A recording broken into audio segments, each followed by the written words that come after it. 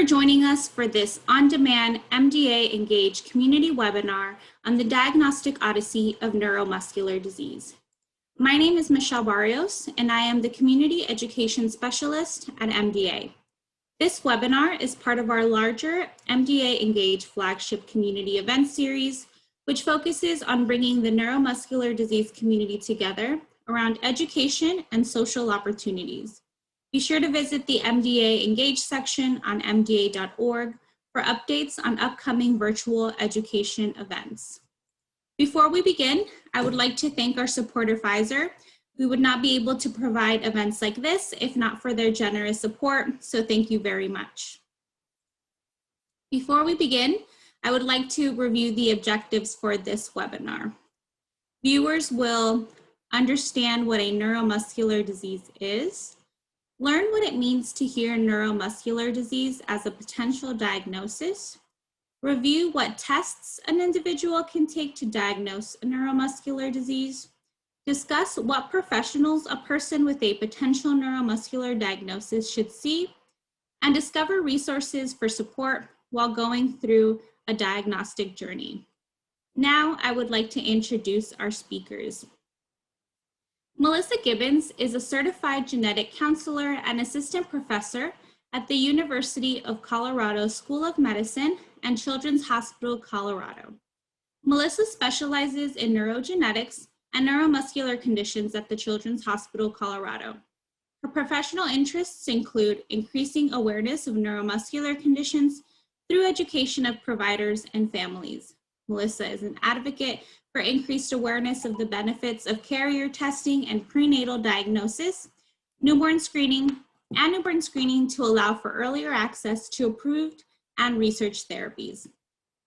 Mackenzie Blale has worked at Children's Hospital Colorado for 2 years as a genetic counselor. Her areas of interest include neurology, neurogenetics, and precision medicine. Additionally, she works in the inpatient setting and assists with SMA newborn screening coordination. She was a presenter at the 2019 Cure SMA conference and has given several presentations for MDA. In her free time, she enjoys exploring beautiful Colorado with her dog. And with that, I would like to turn over the webinar to Melissa and Mackenzie. Thank you for that introduction, Michelle. I'll be getting started with our PowerPoint today. These are our disclosures. So the first question we'd like to discuss is, what is a neuromuscular disease? So I think of our muscles kind of like the movers of our body. They attach to our skeleton to move it. There are other parts of our body that have to move, like our gastrointestinal system, our eyes, our lungs have to move to breathe, and muscles control all of that movement. In order to move, our muscles have to receive an electrical signal from our brain, similar to how you plug in like a light or a microwave to the wall to get electricity. Our muscles need an electrical signal to move. And our nerves are what connects our brains to our muscles. So neuromuscular disease is a condition that affects any part of this process. And there are a number of different places in the body that a neuromuscular disease can affect. And so a neuromuscular disease can affect that power source, the brain. It can affect the nerves that connect the brain to the spinal cord. It can affect the nerves that connect the spinal cord to the muscles. It can also affect the muscle fibers themselves.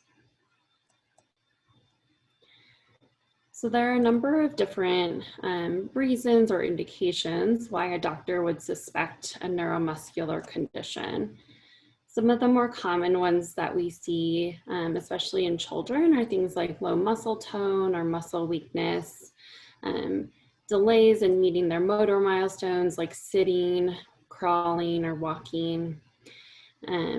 Sometimes people will have difficulty with certain tasks like running, jumping, opening small jars, or using their hands to open things. And then in adults, sometimes we see things like a difference in how the foot looks, so a high arch of the feet, some adults present with weakness in different parts of the body, like the hands or the feet, the arms or the legs, or sometimes they even have weakness within their facial muscles. There are many types of neuromuscular conditions, and they all look a little bit different from each other. And so this is a list of some of the more common neuromuscular conditions. Some neuromuscular conditions can begin even before a baby is born. So a baby is born already weak or already having symptoms, and some don't show up until people are in their 70s or 80s. And they can affect people anywhere in between. Some neuromuscular conditions are considered progressive, meaning that they get worse over time, and some are stable, meaning that they don't progress over time. Many neuromuscular diseases are caused by genetic changes. So a lot of them do have a genetic basis, and we're learning more and more about the genetic basis of neuromuscular disease over time. There is a lot of research into treating or curing neuromuscular disease, and so we'll talk a little bit about possible treatments or cures later on in the presentation. So what are the different kinds of tests that your doctor might recommend if they suspect a neuromuscular condition? So there are a number of different types of tests that can be used to diagnose neuromuscular conditions. Some of the tests include screening labs like blood work to look at things like metabolic function, something called the CK level, other indicators in the blood that could be used to diagnose a neuromuscular condition. Sometimes a doctor will actually want to look at the affected tissue, and that's something called a biopsy, meaning that they go in and take a small piece of that tissue. And in neuromuscular conditions, that's typically a piece of the nerve or a piece of muscle. And they can look at that tissue under a microscope to see if there's any disease part of that tissue. Sometimes doctors will want to look at the actual electrical signals. So that could be within the nerves themselves or within the muscles. And more recently, doctors will want to do genetic testing to see if they can find a genetic reason why someone is having the symptoms that they have. Most commonly, a doctor will recommend a combination of these tests. And that's because these tests all provide a little bit of different information that can help unify a single diagnosis for a patient. And so I would like to talk a little bit about how genetics plays a role in neuromuscular disease. So when I think of our genes or our DNA, I like to think of it like a recipe for our body. So our body has our DNA in each of our cells and reads it to know what to make, when to make it, where to put it. And our body reads our DNA to make molecules called proteins. And proteins are just any molecule in the body that has a function.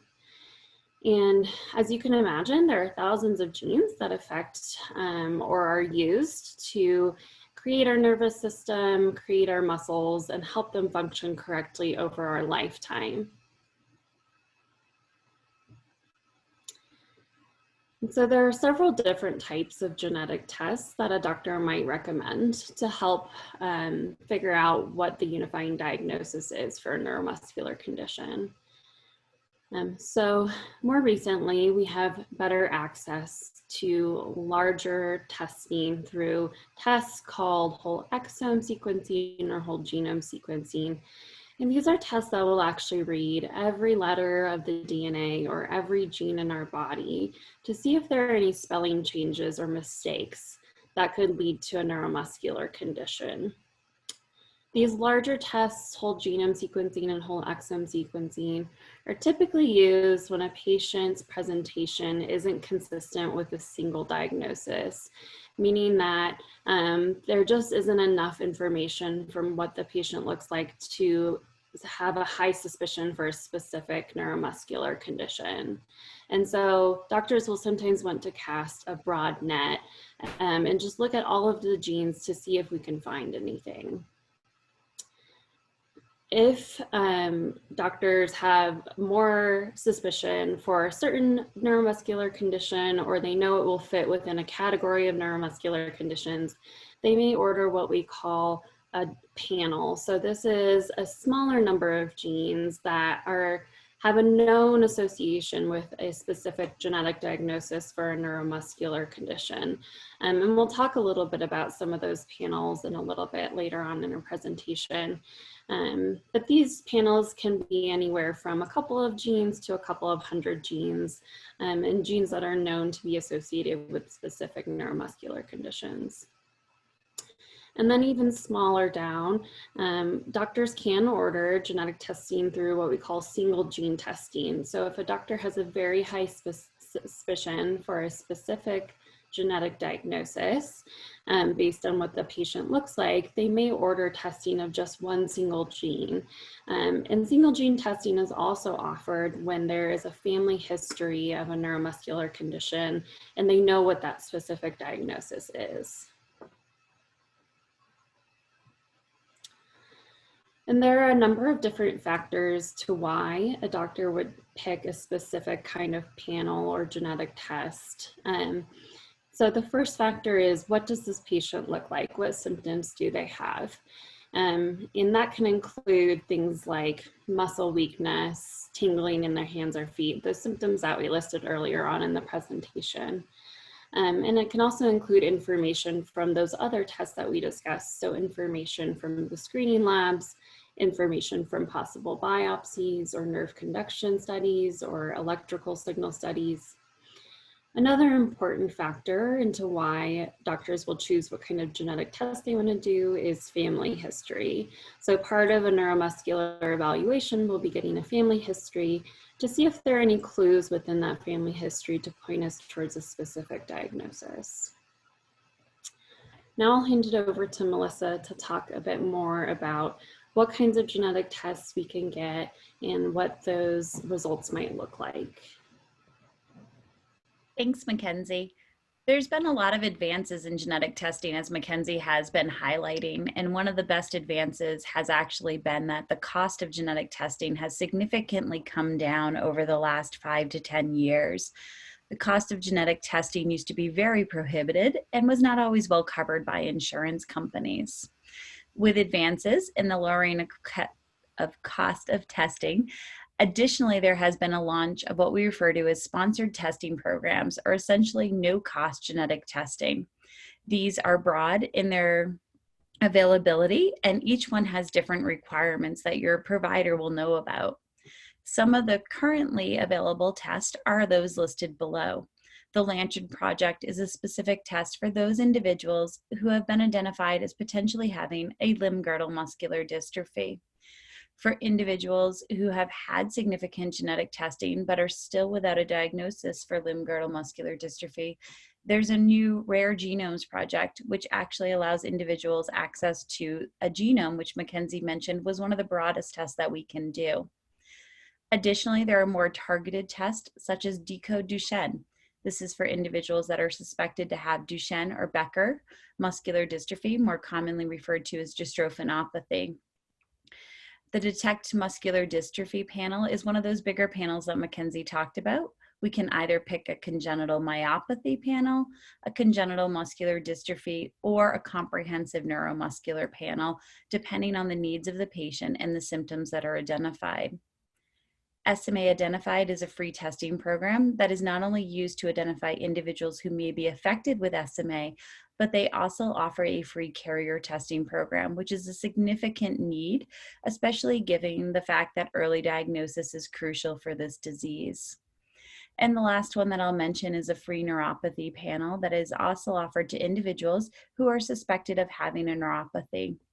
While all these panels are useful, they might not always be the best choice. As Mackenzie mentioned, sometimes we need to do single gene testing because some conditions, such as myotonic dystrophy and Friedreich's ataxia, may not be part of those larger panels due to the fact that they have a different underlying genetic mechanism, which doesn't pair them well with things like genome, exome, or panel testing.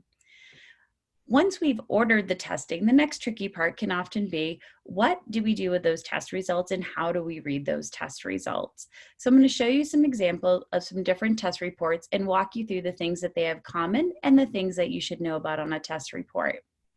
So the first thing we're going to talk about is those major categories. So genetic testing results tend to fall into 3 categories, with the first being a positive test result.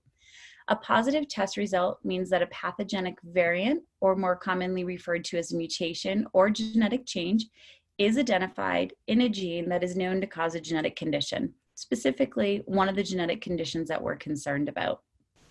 This is considered to be diagnostic. It allows us to introduce management options that are specific to the diagnosis. And more importantly, sometimes it allows for family member testing to help identify other family members who may be at risk. The second test result can be negative. A negative test result just means that no pathogenic changes were detected. This does not actually rule out a genetic cause. However, it does lessen the likelihood that it is due to one of the genes that was tested. However, it's always important to note that no genetic testing is 100%, and it's important for your provider to know what type of testing was done and what the coverage was in order to say with a higher level of certainty that we've ruled out specific genetic conditions. If a test is negative, providers may suggest additional testing. The last one, which is a very common finding and can be very frustrating not only for families, but also for your friendly genetic counselors as well. And this is that the testing may come back with a variant of unknown significance. Essentially, they identified a mutation or a variant that is detected. However, that specific mutation has not been described as either pathogenic or disease causing, but it also has not been identified as benign. Part of the reason is that our ability to detect genetic changes still vastly outweighs our ability to always interpret those test results. So when a new change is identified, we may not be able to initially interpret this results.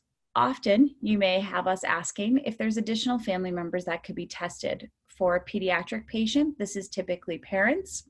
But in an adult patient, and when parents may not be available, this may be other affected or unaffected siblings as well. What the goal is to help figure out, is this variant of unknown significance actually related to the cause? However, sometimes it can just take time. Sometimes we're waiting for other people to be identified with the same genetic change so that we can determine if this change is pathogenic or is benign.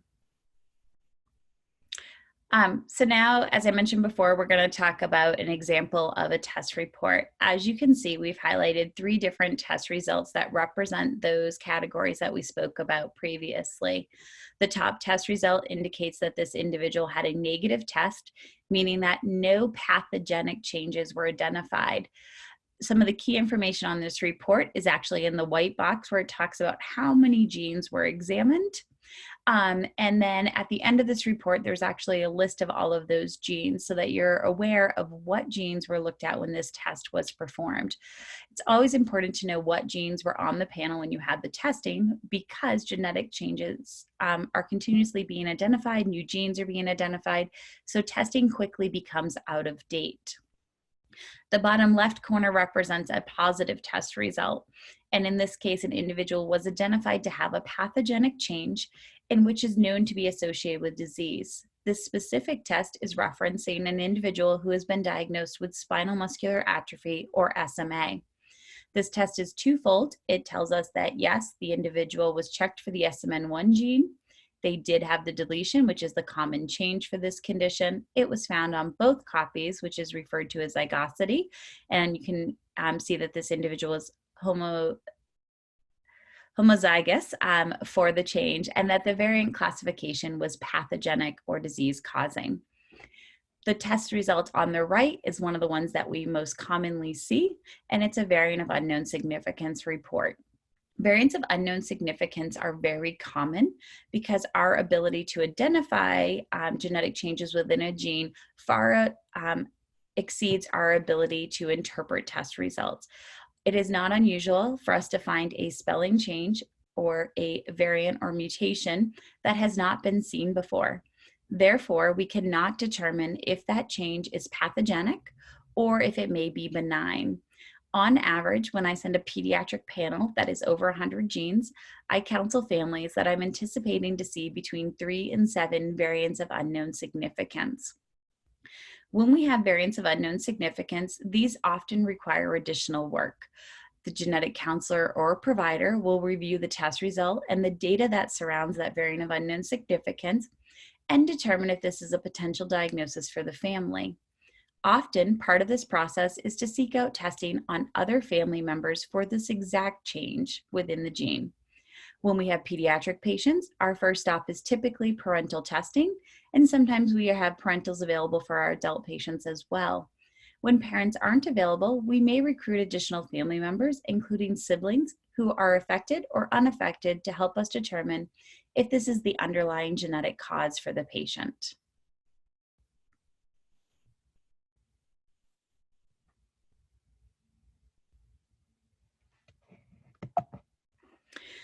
Hearing a neuromuscular disease as a potential diagnosis can be very overwhelming for families, and it can be reassuring for other families.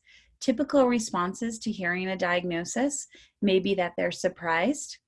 It can instill a feeling of panic. What do we need to do next? How is this going to change the life of myself or my child? When we have variants of unknown significance or even pathogenic changes, it can leave an individual feeling very unsettled as to what's next. Some individuals may receive a negative test result and may feel defeated. They were looking for that answer. They wanted confirmation that the signs and symptoms that they were having were related to an underlying genetic cause. Uncertainty can come with all of those different test results. For a negative test result, what is the next step? Where do I need to go to get an answer? Variants of unknown significance always raise uncertainty within families. And even pathogenic confirmation testing of an underlying neuromuscular condition can lead to uncertainty because a genetic diagnosis does not always give us a direct correlation with prognosis. There can be anxiety, confusion, worry, unease, and even anger, and definitely feeling very overwhelmed. It's often a lot of information. Genetic disease, genetic confirmation for neuromuscular diseases come across the lifespan. So individuals may have been living with a condition for years before they're able to receive a genetic confirmation. In that case, it might be a relief to finally know what all of these symptoms together have been caused by. For other individuals, they may be new on their diagnostic journey, just realizing that there's concerns for their child, and it may be all moving very rapidly. With the addition of newborn screen for some of our neuromuscular conditions such as Pompe and SMA, typically we're actually notifying families before the family has ever seen a sign or symptom and letting them know that their child has screened positive for a condition which is going to impact the rest of their life. This can be a very difficult diagnosis to receive because they have not yet seen any concerns with their child and it's coming out of the blue. There's lots of different feelings that are associated with hearing this news, and all of them are completely normal. It's always important to take time and benefit and weigh the benefits of receiving a diagnosis along with those feelings of feeling overwhelmed and surprised and having fear and being scared. So benefits of genetic diagnosis that we think of. The first is that if we are able to obtain genetic testing early in the process, it may shorten the diagnostic odyssey. The diagnostic odyssey is something that has been long time referred to with families who are spending months or years looking for a genetic diagnosis in order to get an answer for their family member to move forward with having treatment options. If we're able to obtain a genetic diagnosis quickly, we can sometimes alleviate the need for invasive and sometimes painful procedures such as a muscle biopsy. Getting a genetic diagnosis early has been shown to improve the psychological impact on patients and family members. They have a diagnosis, they have an avenue to potential treatment or management, and they have a named enemy to help fight against. Additionally, the last one is that it could mitigate the cost by preventing unnecessary procedures and treatments. We talked about the fact that genetic testing has recently become more affordable over the last couple of years. So typically a no-cost test or a low-cost genetic test can be significantly more affordable than a procedure such as a muscle biopsy. However, it's important to note that sometimes we do not receive a genetic diagnosis, and we still may need to use some of these other mechanisms to provide an answer to the family. So you all are seeing the highlights. Every day our inboxes are being filled up, our social media pages are launching information, or if you follow any of the major news organizations, this is a time where we are suddenly faced with having potential therapies for a lot of our neuromuscular conditions. The last couple years have shown us that we can develop and launch genetic-based therapies for different neuromuscular conditions. There are so many companies that are currently working towards curing or treating, which is what we prefer to say, different genetic based conditions, that I encourage you to sign up with organizations like MDA to continue to get updated information. All of these developments will require clinical trials in order to prove a drug to be effective. Clinical trials typically will require that an individual does have genetic confirmation of their condition in order to enter into that trial. Commercial approved therapies, such as the ones for spinal muscular atrophy, do require genetic confirmation that the patient has 5q-related SMA before they are able to proceed with therapies. In the past, genetic testing may have been suggested to an individual, but due to cost may have been delayed as we had a clinical diagnosis. However, with more advancing therapies, a genetic diagnosis is becoming more important, not only to the first person in the family that is identified, but then to any other family members who may also be affected and who may want to benefit from clinical trials or FDA-approved therapies. One of the main benefits for genetic testing is that typically genetic information is not only for the family member that's been tested, but it also provides us with additional information for family members. It can tell us which other family members may benefit from genetic testing. It can provide recurrence information not only to the family member who has received the diagnosis, but also to their siblings, parents, and extended family members. Additionally, it allows for preconception, prenatal, and at-birth testing if desired. All of this testing can be more tailored to the individual and to the family because the underlying genetic condition is already known, which can shorten the diagnostic odyssey for family members because it allows for one specific genetic change to be tested for. Once you receive either a clinical or a genetic diagnosis, there are many providers that may be involved in your care or the care of your child. We've broken them down into different categories. Within the physician's category, you may see several of these providers, or you may only need to see one or two depending on your signs or symptoms. I'd like to highlight a couple that most individuals may not commonly think of as a member of the team from the very beginning. The one in the physician's column that I would like to speak to is palliative care, or we often refer to this as quality of life care. This is a physician who has specialty training with helping families talk through difficult diagnoses, help them make the decisions that provide the best quality of life for that individual and sometimes for family members. In the children's setting, we have taken to involving our palliative care physician very early on when individuals are receiving a diagnosis and are being asked to make difficult choices about how to proceed. A great example for us is our newborn screen program. Our palliative care doctor has been very helpful with helping families absorb a large amount of information, not only about what this diagnosis is, but about what all of the therapies are available and how that family would like to proceed. They've helped really address and get to the root of the heart of what does the family desire for this child and what is the best way for them to move forward. For therapists, I think many of these are ones that we think of with physical, occupational, and speech and feeding. However, another therapist that can be very helpful for the team is someone who specializes in mental health concerns. Um, Obtaining a diagnosis for yourself or for a family member can be a very stressful time. And typically there's a lot of information that needs to be worked through, and we all don't pay enough attention to our mental health. And this is especially true for anyone who may be going through a new diagnosis or adjusting to living with a diagnosis that's going to continue lifelong. In the support, there's lots of people in the clinic that I would encourage you to reach out to. Some clinics will have social workers.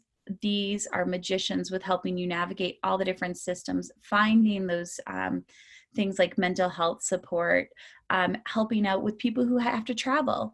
Mackenzie and I cover the Rocky Mountain region, so some of our patients are driving in 5-10 hours to come to our clinic. And may need assistance with not only getting to clinic, but where to stay and how to navigate the healthcare system. Mackenzie and I are both obviously very strong advocates of genetic counselors. And genetic counselors you'll meet throughout different times, and we actually encourage you to reconnect with your genetic counselor throughout the process. Genetic counselors are often very involved early on with the diagnosis and helping coordinate and explain the genetic testing. But we encourage them to be revisited over time. If a patient receives a diagnosis when they are very young, we would love for that child to have genetic counseling when they are a teenager and approaching reproductive age. They didn't get to be part of all of those initial conversations about the diagnosis and the genetics, and really should have their own opportunity to revisit that. Again, individuals who have grown up with a genetic condition, we like to reintroduce them to one of our prenatal genetic counselors as well. This can be twofold. One, it can allow the individual to learn about what their recurrence risk is again, what are their different testing options if they would like those, but it also gives a chance for the partner who has not grown up with this condition to come into that conversation and get that background education and get to ask their questions, which can help alleviate some concerns that they may have. Additionally, people who are on the team may include a dietitian, an orthotist, a neuropsychologist. This is especially important for a lot of our pediatric population, in which some cognitive concerns or specific learning delays may be brought to light and quickly addressed, and with assistance with school and things like that can be huge. Many clinics also have the benefit of a nurse practitioner that is trained specifically in neuromuscular disease, a clinic nurse and medical assistant who help out with all of the many things that an individual may need, from getting checked into clinic to helping with refills and things like that. Additionally, respiratory therapists are a huge part of our team because many neuromuscular conditions do include breathing difficulties, and the respiratory therapist partners with the pulmonologist to really walk through equipments and maintenance and teaching. And they provide a lot of education in the clinic, but also on the inpatient setting should you have to have an admission to a hospital. So we encourage you to reach out to your different healthcare providers, and knowing that everybody's team may look a little bit different. But if there's somebody that we highlighted today that's currently not on your team, reach out to your MDA clinic to see if they have resources to either add that person to your clinic team or make a referral to that specialist particularly. Outside of the clinic, there are several resources that are available. I can't speak highly enough about the MDA. The MDA provides a broad base of support with lots of great information about all the different genetic conditions that we see in our clinic. They provide amazing summer camp opportunities for our pediatric population, which can be life-changing. Once you have a diagnosis, you may also elect to move out and continue with MDA, but also reach out to one of the disease-specific groups that are available. And in this constantly changing world of electronic things at our fingertips, social media has been very greatly involved in a lot of our patients' lives. Social media can allow people with rare conditions to connect across the world. There are conditions where an individual may never have met somebody else with their specific genetic condition. However, with the advent of social media, they are able to connect with somebody who lives all the way across the world and can have a shared experience with that individual. As always, we caution things posted on social media typically do not have scientific background and are normally the opinions of the person who are posting them. And each of us have very strong opinions about how we would like to proceed with our lives and taking care of our children. For scientifically based and clinical based information, we still would like you to reflect back to that MDA website and to your MDA clinic. Your provider is always your best resource for information about your child and their specific needs and their care. And we'd like to call out one more resource, and that's your genetic counselors, such as Mackenzie and I. For a lot of people, their diagnosis might have been around for a while. They may have a clinic diagnosis. Maybe they went the route of genetic testing back in the day, but haven't really revisited genetics in a long time.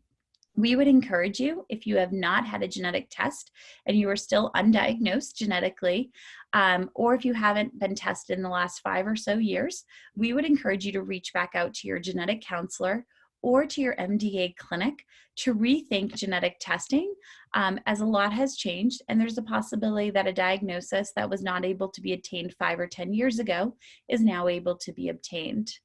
As always, we appreciate you listening, and thank you so much for joining us today. Thank you so much, Melissa and Mackenzie, for your content today.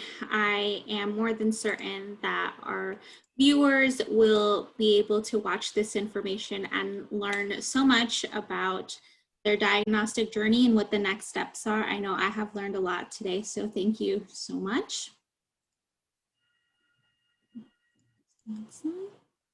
We would love to hear your comments about this webinar. If you have a smartphone, open your camera and point it at the QR code on the screen, and a link to a survey will pop up.